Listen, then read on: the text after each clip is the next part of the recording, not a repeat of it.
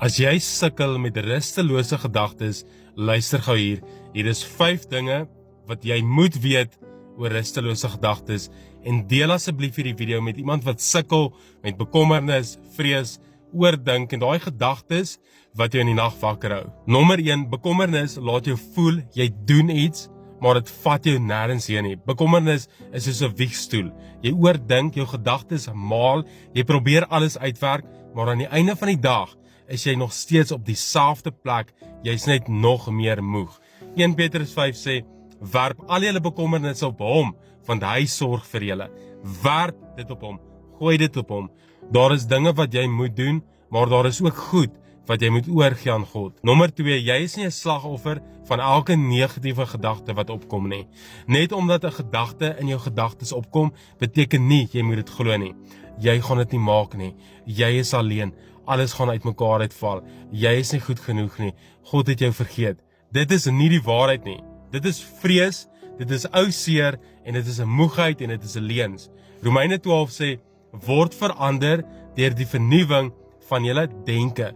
Dit beteken jou gedagtes kan verander. Jy hoef nie met hierdie negatiewe gedagtes te sit nie. Kan ek jou gou vra, deel asseblief gou hierdie video met iemand wat in jou gedagtes opkom. Nommer 3, angs en bekommernis is nie altyd jou vyand nie. Partykeer is dit 'n alarm binnekant jou. Wanneer jou gedagtes begin jaag, moenie vra, hoe stop ek dit nie? Vra 'n bietjie, wat probeer hierdie gedagte vir my wys? Is ek uitgeput? Is ek moeg? Is ek bang? Is ek besig om iets alleen te dra? Het ek 'n grens verloor? Is daar iets in my hart wat ek al lank al moes hanteer het? Nommer 4, vrede vra grense. Baie mense wil vrede hê, maar hulle laat alles binnekant hulle toe.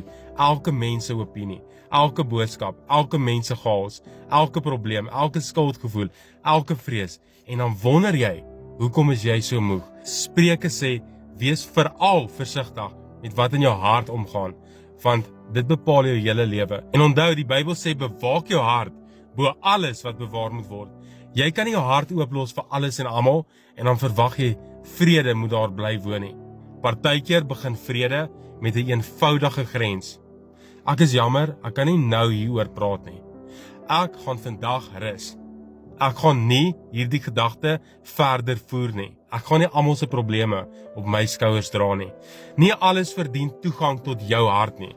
En nommer 5, jy moet die gedagte vang en dit vervang met die waarheid. Die Bybel sê, ons moet elke gedagte gevange neem en dit aan Christus gehoorsaam maak. En dit beteken, jy laat nie elke gedagte net rondhardloop in jou kop om jou vrede te steel nie.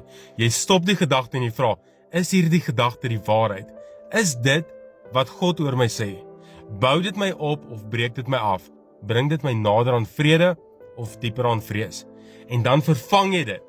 As die gedagte sê, ek gaan dit nie maak nie, dan sê, die Here is my toevlug. As die gedagte sê, ek is alleen, dan sê jy, God sal my nooit begewe en my nooit verlaat nie. En dit is hoekom ek my nuwe e-boek Rustelose Gedagtes geskryf het. Daar is ook 'n praktiese 21 dae pad binne-in om jou vrede terug te kry. Klik die linkie bo in die plasing of in die comments hieronder en asseblief deel hierdie video, want iemand het dit vandag nodig.